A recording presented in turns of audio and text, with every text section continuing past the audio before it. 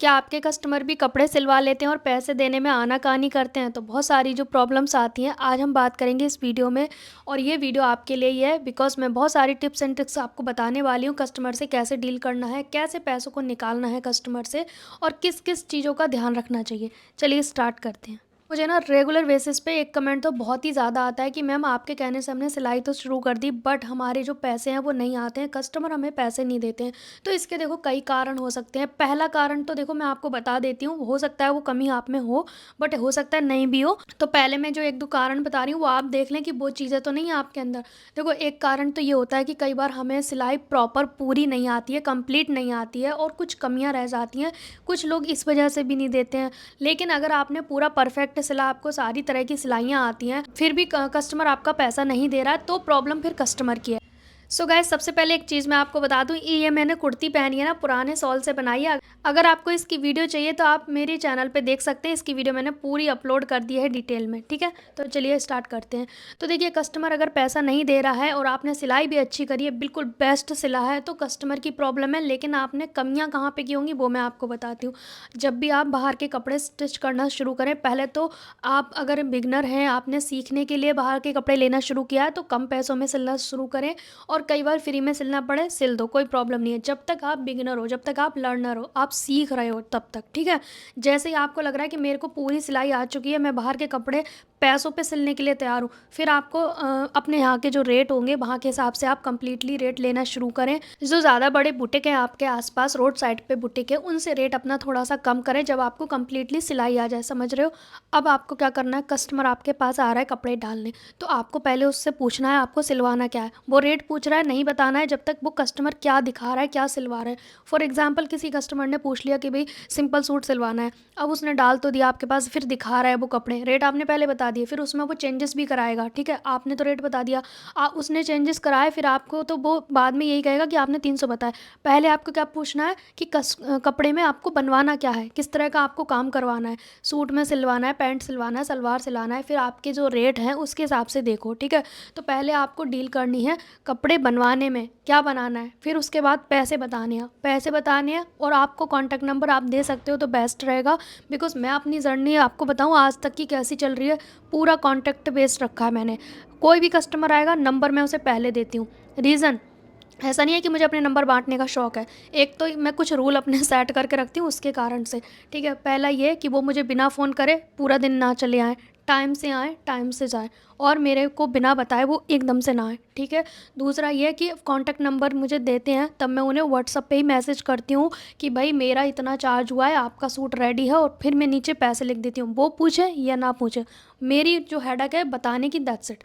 उससे क्या हुआ, रिटर्न में मेरा सबूत चला गया कि भई मैंने इतने रुपए लेने हैं, फॉर एग्जांपल 350 हो रहे हैं, तो मैं लिख देती हूँ उसके नीचे कि भी आपका सूट रेडी है और 350, बस। अब वो उसके पास चला गया, झूठ बोलने का कोई चांस ही नहीं है, ठीक है? इस तरह से मैं काम करती हूँ हमेशा से, आज तक का रिकॉर्ड है, मेरा काम इसी तरीके से होता है। उन्हें कमेंट आते हैं कि मैम हमने काम शुरू कर दिया, हमारे पैसे नहीं देते हैं। फिर मुझे एक कमेंट आया था, मतलब रेगुलर आ रहा है, तो कल परसों का ही कमेंट मैं आपको बताती हूँ। उन्होंने कहा कि हमसे ना एक कस्टमर ने सूट सिलवाया, उसने 2 सूट दिए सिलने के लिए और अस्तर वाला था, तो मैंने कट कर दिया एक तो और एक सिल के दे दिया, तो उसने 10 कमियाँ निकाल दी और कह दिया कि मैं पैसे वगैरह शायद वो नहीं दे रही हैं एक्चुअली, है ना? जहाँ तक मुझे उस कमेंट में समझ आया। तो वो कह रही हैं कि दीदी आपके कहने पे शुरू तो कर दिया, अब मन नहीं कर रहा, डर लग रहा है, डिमोटिवेट कर दिया उसने। और आके ये भी बोलते हैं कि तुम्हारे आस-पास जो टेलर है वहाँ पे ज़्यादा काम आता है, तुम्हारे पास तो इतना काम भी नहीं आता है और तुम इतना ज़्यादा ले रही हो। तो देखिए वो आपको जानबूझ के डिमोटिवेट कर रहे हैं, आपको हारना नहीं है, आपको लगे रहना है। आपको ये नहीं सुनना है कि भई दूसरा कितना ले रहा है, आप कह दो कि भई मुझे नहीं मतलब है वो कितना ले रहे हैं, कितना नहीं ले रहे हैं, मेरे को जितना मेहनत है मेरी मैं उतना लूँगी, ठीक है? बाहर के लोगों के बारे में मुझसे कहने ना आओ या फिर आप वहीं सिलवा लो, ठीक है? थोड़ा स्ट्रिक्ट बनना पड़ता है, ज़्यादा ही आप डरे-डरे, सहमे-सहमे रहोगे तो ये कस्टमर तो आपकी जान ले लेंगे, ठीक है? तो आपको पहले तो इनसे डिमोटिवेट नहीं होना। देखो समस्याएँ हमें आगे बढ़ाती हैं, समस्या आएँगी तभी सॉल्यूशन निकलेगा, ठीक है? सॉल्यूशन करना बहुत बड़ी बात होती है, नई चीज़ को बनाना तो ईज़ी है, बट पुरानी चीज़ को सही करना, ये बहुत बड़ी बात होती है, ठीक है? तो उसको ठीक करना, और आपके पास मान लो समस्या बता भी दी उसने, तो उन समस्याओं को ठीक करो। कहीं से भी कुछ ढीला टाइट या फिर कुछ भी समस्या आ रही है, उसको 1 बार नहीं, 2 बार नहीं, 10 बार सही करो। आपको हारना नहीं है। कमी कहाँ होती है कि जो बिगिनर्स होते हैं ना, एक तो उनसे सही से बनाया नहीं होता है, फिर दूसरी बार ये है कि भई हम नहीं कर पाएँगे, हमने 1-2 बार तो कर दिया, अब हमसे नहीं होगा। तो आपको ना, और फिर तीसरी बार करवाना है तो पैसे दो। भई पैसे क्यों देगा कस्टमर? आपको ही सही करना पड़ेगा, समस्या आपने क्रिएट की है, तो आपको अच्छे से सही करना पड़ेगा, तभी आप पैसे लेने के हकदार हो, ठीक है? आप पूरी तरह से उसे सैटिस्फाइड करोगे, तभी आप पैसे लेने के हकदार हो, पूरा कंप्लीट। और एक चीज़, देखो आपको क्या करना है, आपके जो कपड़े डालने आ रहे हैं ना कस्टमर, पहले उन्हें पैसे बताओ। ये नहीं कि भाई डाल गया, अब वो सिल जाएँगे, फिर वो लेने आएगा तब पैसे की बात हो रही है। अरे हो सकता है वो 150 मान के बैठा है, आपने 200 का मेहनत कर दिया, फिर तो बात नहीं बनेगी ना। तो जैसे ही कपड़ा डालने आया कस्टमर, उससे पूछो बनेगा क्या, फिर उसके बाद उसका रेट बनाओ। क्योंकि मेरे पास कस्टमर आते हैं ना, रेट क्या है? तो मैं कहती हूँ बनवाना क्या है?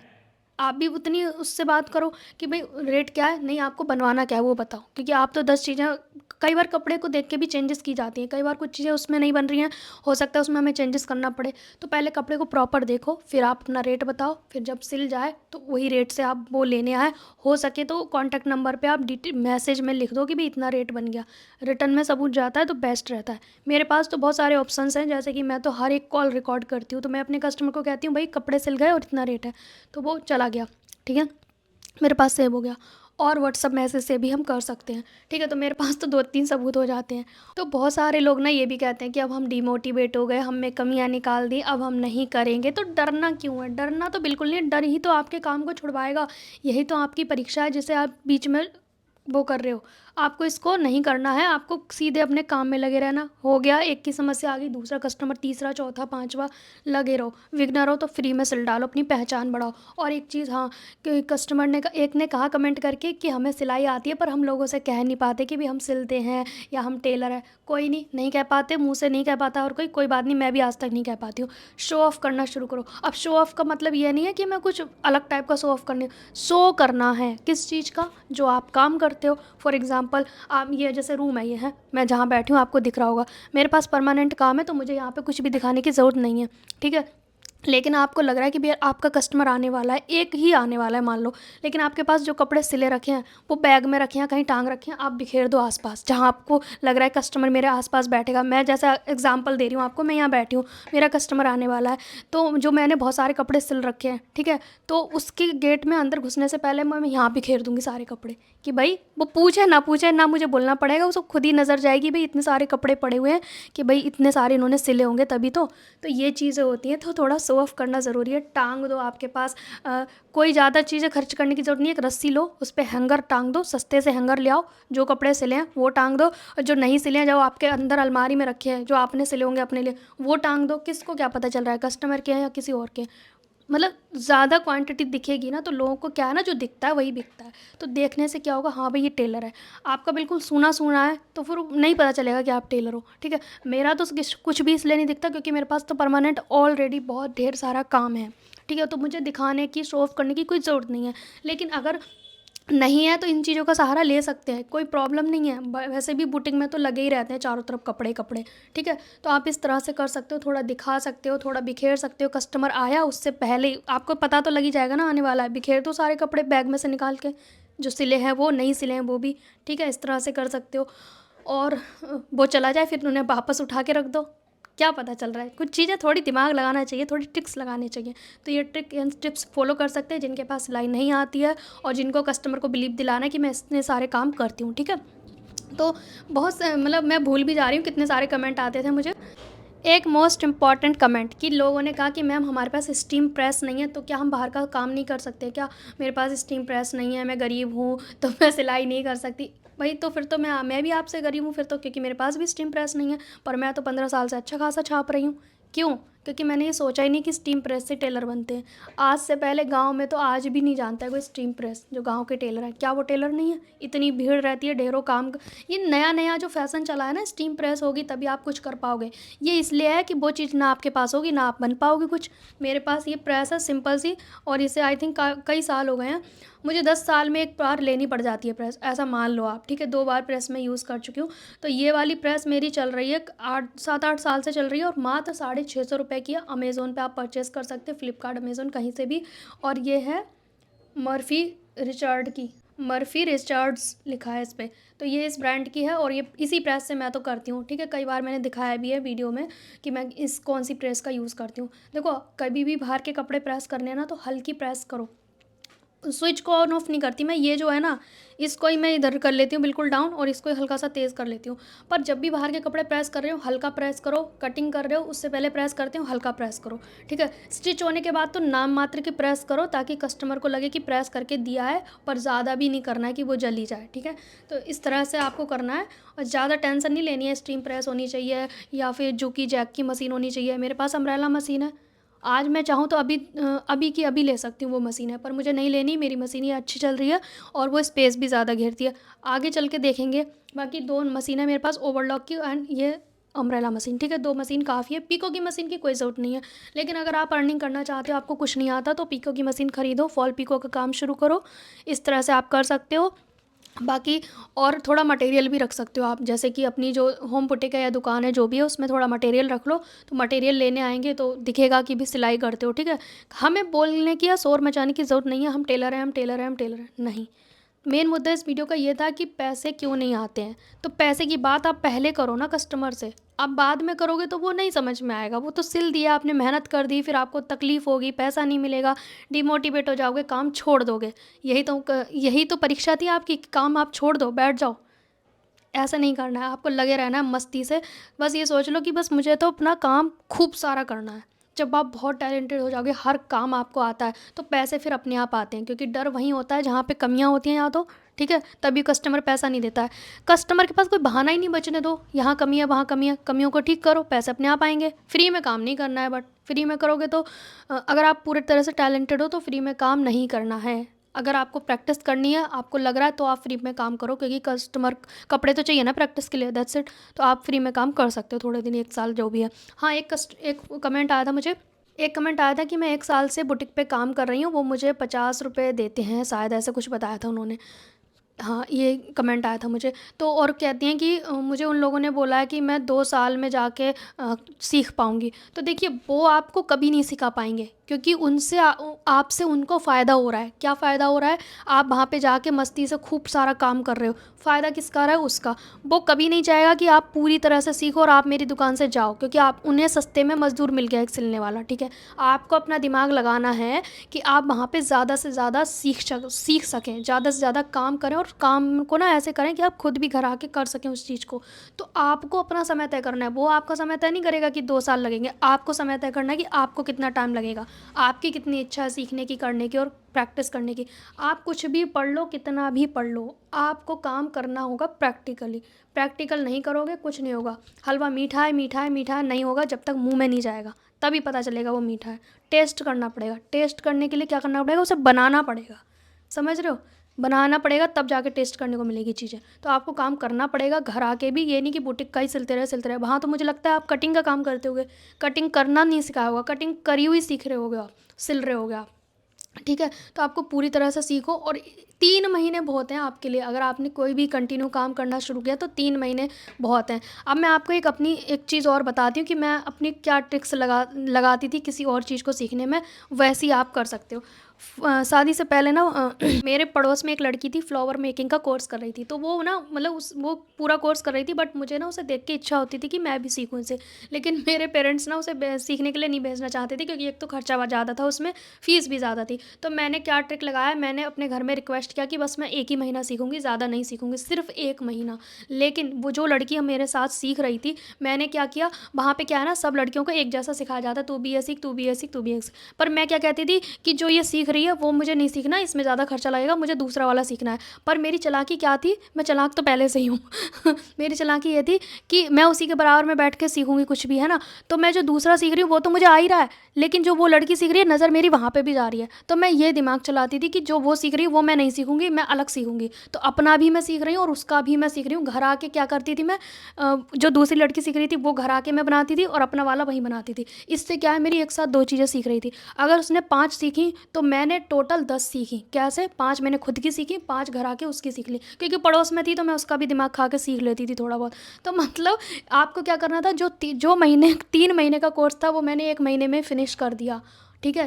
3 महीने का कोर्स मैंने 1 महीने में फ़िनिश कर दिया। फिर उसका भी जो 1 महीने जो मैंने सीखा उसकी फ़ीस कैसे निकाली मैंने अपने दिमाग से। हमारे घर में सिलाई सीखने के लिए आती थी क्योंकि हमारे घर में टेलर का काम होता था। तो उन लड़कियों में से ना मैंने मेरे जो मैं सीखती थी फ्लावर मेकिंग के पॉट्स बनाती थी फ्लावर के, तो वो सब ना मैंने सजा रखे थे। तो उन्होंने कहा ये किसने बनाया है? तो फिर मेरा नाम आया कि इन्होंने बनाया। तो मैंने कहा मैं सिखा दूँगी 1 महीने। तो मैंने वो शादीशुदा थी, लेडीज़ थी और मैं बच्ची थी उस समय। तो मैंने उन्हें सिखा के वो फ़ीस भी वसूल कर ली। घाटा कहीं नहीं लगा मुझे। ऐसे दिमाग का खेल खेलना है आपको। ये नहीं कि भाई 6 महीने तक वहाँ बैठे हैं, 2 साल तक। भाई 2 साल बर्बाद करने हैं आपको किसी कोर्स में? बिल्कुल भी नहीं। 2 साल में तो कितना कुछ बन सकते हो आप, ठीक है? तो आपको जब तक आप खुद का नहीं करोगे तब तक नहीं होगा। तो आप कुछ भी सीखने जा रहे हैं, अपोज़िट सीखो। वहाँ 10 लड़कियाँ जो सीख रही हैं उसका उल्टा सीखो आप, ताकि वो भी सीख सको और वो भी सीख सको। लेकिन नज़र भी तो आपको दोनों चीज़ पे रखनी पड़ेगी, तभी तो आप डबल चीज़ें सीख सकते हो। तो मेरी ना ऐसी-ऐसी ट्रिक्स हैं दिमाग में जो मैंने आपके साथ शेयर कर दी। और एक कमेंट आता है मुझे कि मैम हमारे पड़ोस में एक बुटीक खुल गया है, 2-3 बुटीक खुल गए हैं। अब मुझे डर लग रहा है, मैंने आपके कहने पे काम शुरू कर दिया है, बट अब मुझे डर लग रहा है कि भई मेरे पास काम आएगा या नहीं आएगा। तो देखो आपको क्यों डर लग रहा है? आप अपना काम करो, दूसरा अपना काम करेगा। देखो पहले हमने किसी से जेलस फ़ील नहीं करना है, क्योंकि ये चीज़ें ईश्वर देख रहा है। आप किसी से जलोगे, ये जलना ही हो जाता है, डर भी जलना ही है कि यार उसका आएगा तो मेरे पास नहीं आएगा। आप ये सोचो ना मेरे पास ही आएगा, मैं पहले से बैठी हूँ। ठीक है, उस क्वालिटी पे फ़ोकस करो ताकि दूसरी जगह पे जाए या ना जाए वो आपकी किस्मत है। आपकी किस्मत का कोई नहीं ले जाएगा, बस आपको मेहनत करनी है, काम अच्छा करना है, क्वालिटी बेस्ड काम करना है, ढेर नहीं लगाना, क्वालिटी पे फ़ोकस करना है, क्वांटिटी पे नहीं करना है, ठीक है? तो आपको डरना नहीं है, आप लगे रहो, आप डिमोटिवेट ना हो, क्योंकि सबसे ज़्यादा कमेंट यही आते हैं हम डिमोटिवेट। अरे ये शब्द ही छोड़ दो ना, क्यों पकड़ रखा है इस शब्द को? छोड़ दो ना, ये शब्द है डिमोटिवेट, इसे छोड़ दो ना, क्या करना है इसका? पॉजिटिव रहो, काम में फ़ोकस करो, ठीक है? और क्या कमेंट है? एक तो कमेंट इतना प्यारा है जो कि मैंने आज कम्युनिटी पोस्ट पे लगाया हुआ है। इस तरह के बहुत सारे कमेंट हैं जो नीचे स्क्रॉल में खो गए हैं। मैं ढूंढ के लगाऊंगी कितने सारे लोगों ने मेरी वीडियो के ज़रिए काम शुरू कर दिया है। मतलब इतना पॉजिटिविटी आई है उनके अंदर, ठीक है? और आप फिर भी आपको लग रहा है कि काम नहीं मिल रहा, सिलाई नहीं मिल रही, तो आप जैसे मैंने कम्युनिटी पोस्ट पे एक लगाया है, उन्होंने ऑनलाइन या फिर ऑफलाइन छोटे-छोटे पाउच बना के सेल करना शुरू कर दिया, तो आप भी वो काम कर सकते हो, अर्निंग कर सकते हैं। थोड़ा यूनिक है, अच्छा है, ज़रूरी नहीं है कि सबको सेम ही सिलाई करनी है, आप थोड़ा यूनिक भी कर सकते हो, ठीक है? आपके आस-पड़ोस में छोटे-छोटे पाउच बना के, बैग बना के सेल हो रहे हैं, तो आप वो भी कर सकते हैं। तो ये भी अच्छे अर्निंग सोर्स है। मेन हमें अर्निंग करनी है, फिर चाहे वो कैसे भी हो, चाहे सिलाई करके हो, चाहे सिलाई करके सेल करने से हो, ठीक है? ये चीज़ें होती हैं। और एक कमेंट आता है कि मैम हम इस चीज़ की दुकान चला रहे हैं, उसमें हम सिलाई कर सकते हैं। क्यों नहीं कर सकते? अगर आपके आसपास फॉर एग्ज़ाम्पल आपको स्टेशनरी की शॉप है, तो उसमें कोई आ रहा है तो लेडीज़ भी तो आ रही होंगी ना, तो चीज़ें वही है, दिखेगा तभी बिकेगा। मशीन होगी वहाँ पे, दिखना शुरू करोगे तभी होगा ऐसा, ठीक है? सारी टिप्स एंड ट्रिक्स शेयर कर दी। कस्टमर से पैसा लेने की यही ट्रिक है। फ़ोन नंबर रखो, कॉन्टैक्ट नंबर रखो, रिटर्न में लिख के दो। हर चीज़ रिटर्न में होनी चाहिए, आपके पास भी, दूसरे के पास भी, ठीक है? आपके पास तो होना ही चाहिए सबूत। तो रिटर्न में रखो, पहले पैसे बताओ, चार्ज करो, और थोड़ा-सा कंसेशन आप कर सकते हो। बहुत सारे कमेंट आते हैं कि मैम हम तो इतना लेते हैं, डोरी का भी पैसा। देखो नए-नए कस्टमर को आपको बनाना है तो आप डोरी वगैरह ये सब फ्री में लगा दो, थोड़ा बहुत डिज़ाइनिंग फ्री में कर दो। हर चीज़ का पैसा लेने की ज़रूरत नहीं है, आपको एंगेजमेंट बढ़ानी है तो, ठीक है? एंगेजमेंट बढ़ाने के लिए कुछ करना ही पड़ता है, कुछ आपको छोड़ना भी पड़ेगा, ठीक है? थोड़ा-सा फ्री में देना शुरू करो चीज़ें। जैसे कि डोरी फ्री में लगा दी, कोई डिज़ाइन फ्री में लगा दिया। अब जैसे मैं हूँ, बहुत सारे लोग हमारे आस-पास भी सलवार का, पैंट का अलग-अलग रेट लेते हैं, बट मैं क्या करती हूँ सबका 300 300, किसी में भी मैं ज़्यादा नहीं लेती, क्योंकि मुझे पता है मेरी मेहनत किस में ज़्यादा है, किस में नहीं। मैं मेहनत के हिसाब से लेती हूँ। लोग क्या है ना, पैंट ज़्यादा चल रहा है तो पैंट का ज़्यादा लेंगे। मेरे पास ऐसा कोई सिस्टम नहीं है। मैंने सूट सलवार बनवाओ, सूट पैंट बनवाओ, सूट पजामी बनवाओ, सूट सर्कुलर बनवाओ, कुछ भी बनवाओ, सिंपल है तो 300 रहेगा, दैट्स इट, ठीक है? मेरा तो यही फंडा है। तो उसमें क्या है, कस्टमर का बाहर मिल रहा है उसे पैंट वाले का ज़्यादा, तो मैं थोड़ा कम में ही सिल रही हूँ ना एक तरह से, तो मैंने सेम रखा हुआ है। कहीं न कहीं थोड़ा आगे पीछे करना पड़ता है, पर फ्री में कुछ नहीं करना है, और अपने कस्टमर से अच्छे से डील करनी है, प्यार से बात करनी है, बस यही सब होता है और कुछ नहीं। कुछ ख़ास नहीं है, कुछ भी ख़ास नहीं। एक कमेंट ये था जो मोस्ट इम्पॉर्टेंट है, शायद मैंने उन्हें बोला भी था, मैं वीडियो में कवर करूँगी। एक कमेंट आया था कि मैं स्टूडेंट हूँ साइंस की और मुझे सिलाई में बहुत इंटरेस्ट है और वो अर्निंग करना चाहते हैं। तो मेरा ये कहना है कि आप साइंस के स्टूडेंट हो तो आपको मेहनत पढ़ाई में बहुत ज़्यादा करने की ज़रूरत है। ये सब काम आप बाद में भी सीख सकते हो, लेकिन पढ़ाई आप बाद में नहीं कर सकते हो, वो एज के अकॉर्डिंग है। आपकी जो अभी एज है वो आप पढ़ाई में करो। आप 4 साल बैठने के बाद आप वो नहीं कर सकते साइंस साइड से पढ़ाई, है ना? तो बेटर है कि आप अभी पढ़ाई पे फ़ोकस करो। स्टूडेंट हो तो सिलाई-विलाई आप बाद में सीख लेना। एक चीज़ पे ज़्यादा फ़ोकस करो क्योंकि जिस लाइन में आप हो उसमें ज़्यादा मेहनत लगती है पढ़ाई में।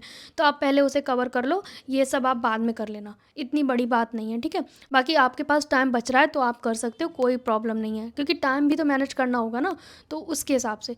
ज़्यादा परेशान थकाना नहीं है अपने आप को, नहीं तो फिर वो ना पढ़ाई हो पाती है, ना ही ये हो पाता है। तो बेटर है अगर आप स्टूडेंट हो तो आप पढ़ाई पे ज़्यादा फ़ोकस करें, मेरा ये मानना है। बाकी आप देख लेना।